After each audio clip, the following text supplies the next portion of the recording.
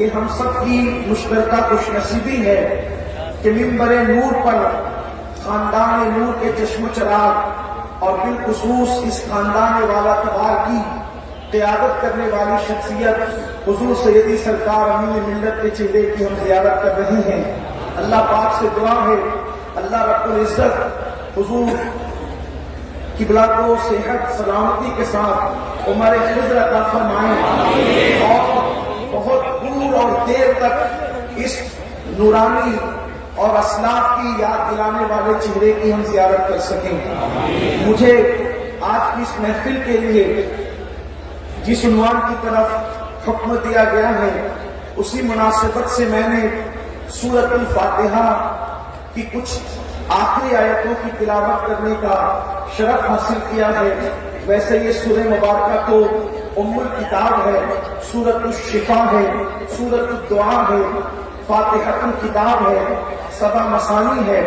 اس سورہ مبارکہ کے کئی نام ہے، بے شمار نام ہے اور اس کی برکتیں بھی بہت ہے، لیکن اختتامی آیات جو ہیں جس میں اللہ نے اپنے بندوں کو دعا کرنے کا طریقہ تعلیم فرمایا اس میں یہ ہے کہ یوں دعا کی جائے اہدنا الصراط المستقیم، ہمیں سیدھی راہ چلا، راستہ ان لوگوں کا جن پر تم نے انعام فرمایا، نہ ان کا جن پر تیرا غضب ہوا اور جو بھٹک گئے۔ میرے پیارے آقا صلی اللہ علیہ وآلہ وسلم کے پیارے دیوانوں، پتہ چلا کہ ہماری کامیابی کا انحصار، ہماری کامیابی کا انحصار اس بات پر ہے کہ ہم ان لوگوں کے راستے پر چلیں جن پر اللہ نے انعام اور احسان فرمایا۔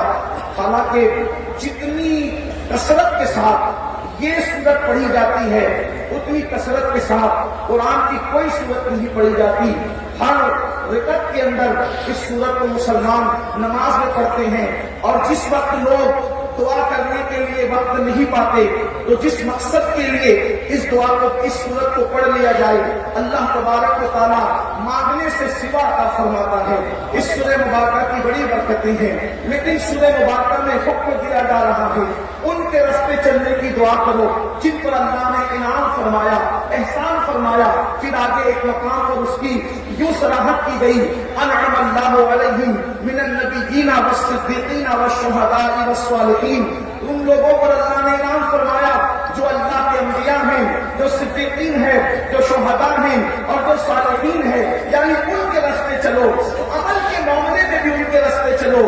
حالانکہ یہ بات بھی بہت زیادہ دکھ کی ہے کہ ہم جن کا راستہ چلنے کی دعا کرتے ہیں ہر نماز کے اندر ان کے راستے نہیں چلتے، بلکہ جن کے راستے چلنے سے پناہ مانگتے ہیں ہم رات و دن انہی کے راستے چل رہے ہیں۔ یہ ایک الگ معاملہ ہے، لیکن بات یہ ہے عمل کے معاملے میں بھی ہمیں دیکھنا ہوگا انعام یافتہ بندوں کا راستہ کون سا ہے، اور عقیدے کے معاملے میں بھی ہمیں یہ دیکھنا ہوگا انعام یافتہ بندوں کا راستہ کون سا ہے۔ اور عقیدے میں جب ہم انعام یافتہ بندوں کا راستہ دیکھتے ہیں تو اختصار کے ساتھ ہمیں یہ نظر آتا ہے وہ راستہ صرف اور صرف اہل سنت و جماعت ہے، جو راستہ انعام یافتہ بندوں کا راستہ ہے، اور ان کے عقائد کیا ہیں، ان کے نظریات کیا ہیں، اللہ کو اکبر۔ وہ عقیدہ یہ ہے کہ اللہ تبارک و تعالیٰ نے اپنی پوری مخلوق میں سب سے زیادہ شان، سب سے زیادہ مرتبہ، سب سے زیادہ مقام اگر کسی کو بلند عطا فرمایا ہے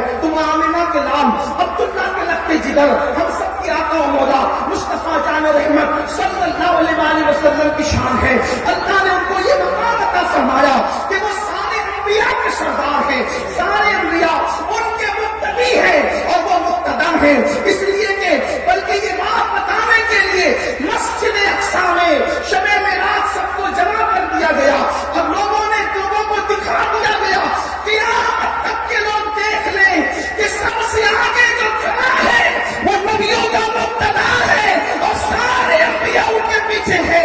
اسی کو اہل سنت کے نام کہتے ہیں۔ نماز اقصی میں ٹھائی ہی سن عیا ہو مانی کے اول آخر ہے، دست دستہ وہ پیچھے حاضر جو سلطنت آگے کر گئے تھے۔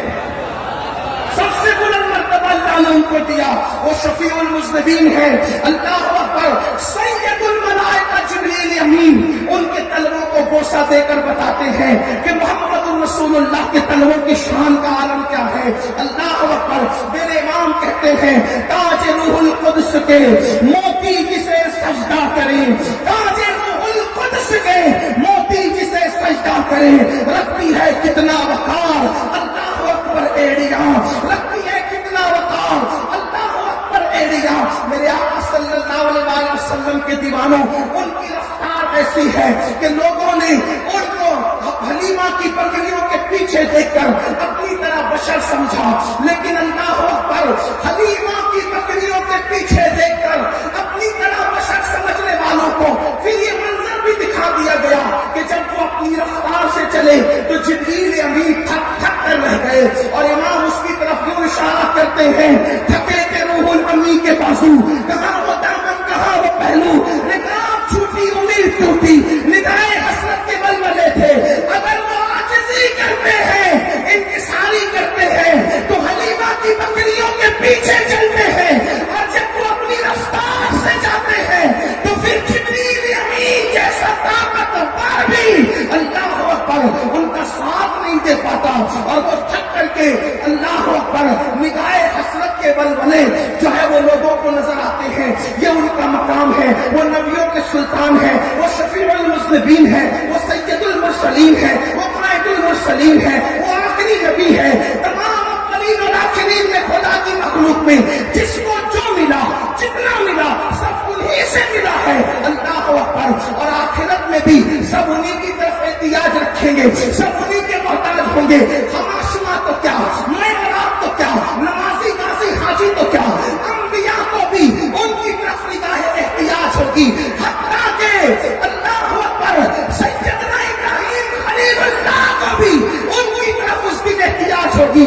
جس دن کسی کی نہ چلے گی، جس دن کوئی بات نہ کر سکے گا، جس دن کا منظر یہ ہوگا، یوم یقوم الروح والملائکہ صفا لا یتکلمون الا من اذن۔ اللہ اکبر، اس دن جبریل امین اور سارے فرشتے خدا کی ہیبت سے تھر تھر کانپیں گے، کسی میں کلام کرنے کی جرأت نہ ہوگی۔ اس وقت کوئی اگر کلام کرے گا تو وہ جسے اذن دیا جائے، اور وہ معصوم کون ہوگا؟ وہ ہمارے اور آپ کی آقا محمد رسول اللہ کی ذات ہوگی۔ سب کو انہیں کی طرف احتیاج ہوگی۔ اللہ اللہ، حتیٰ کہ ابراہیم خلیل اللہ جیسی ہستی جنہوں نے کعبہ بنایا خدا کی محبت میں، جنہوں نے اکلوتے بیٹے کی گردن میں چھری رکھی، میرے امام اس کو یوں کہتے ہیں، وہ جہنم میں گیا جو ان سے مستغنی ہوا ہے خلیل اللہ کو، حاجت رسول اللہ کو۔ وہ شفیع المذنبین ہے، وہ رحمت للعالمین ہے۔ پھر اس کے بعد انبیاء کرام تو انبیاء کرام ہے۔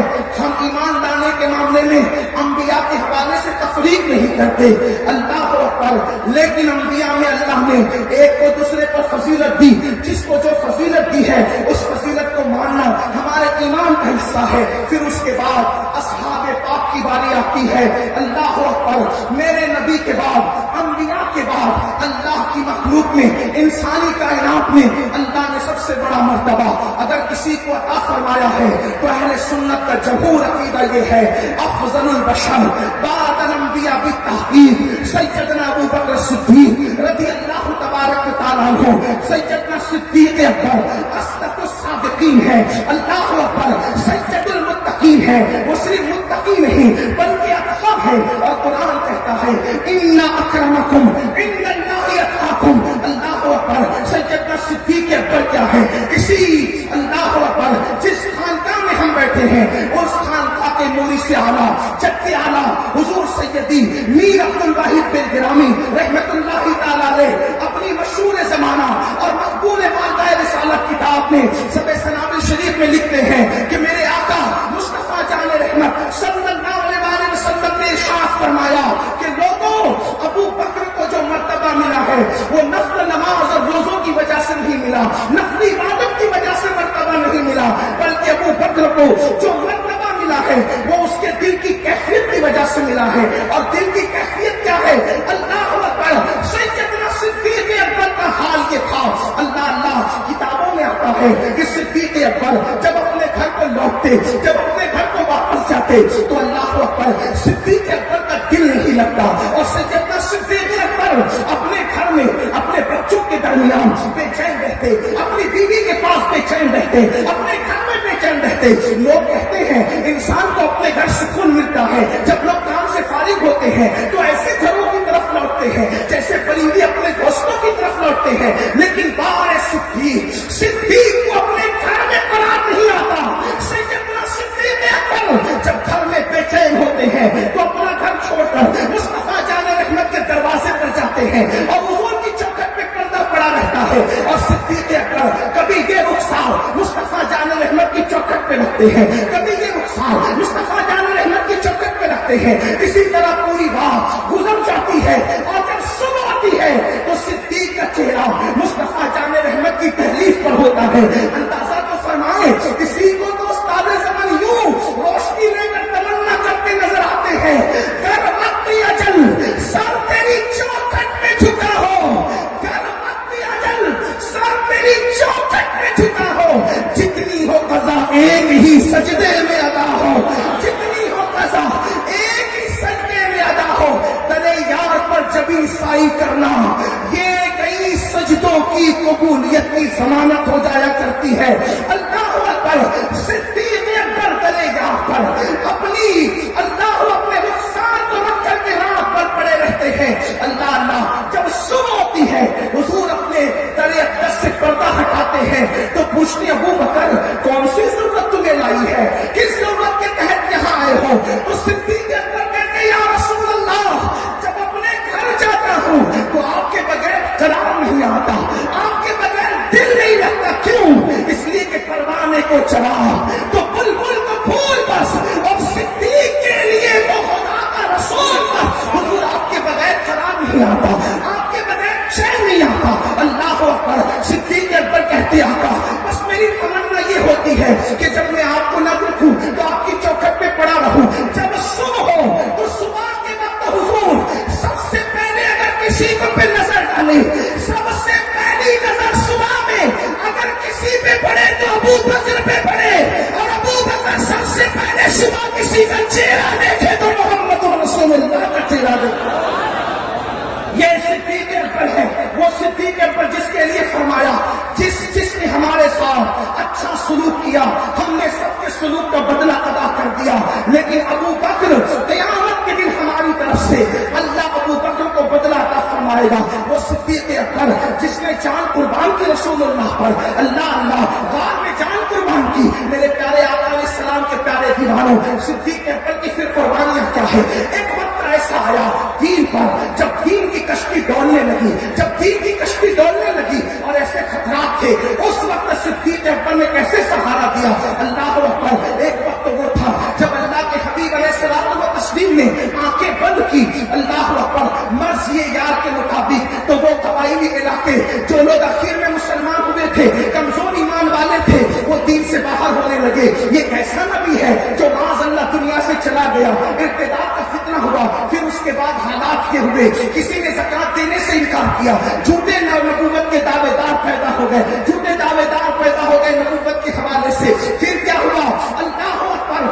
دین کی کشتی ڈگمگاتی نظر آئی. اس وقت جس نے سہارا دیا اس کو صدیق اکبر کہتے ہیں. سیدنا صدیق اکبر نے اس وقت سہارا دیا جب فاروق اعظم کے ہاتھ میں تلوار تھی اور تلوار لے کر کے کہہ رہے تھے جو کہے گا کہ محمد عربی وصال فرما چکے میں اس کی گردن اڑا دوں گا. اللہ پر کوئی بے ہوش ہو رہا تھا, کوئی رو رہا تھا.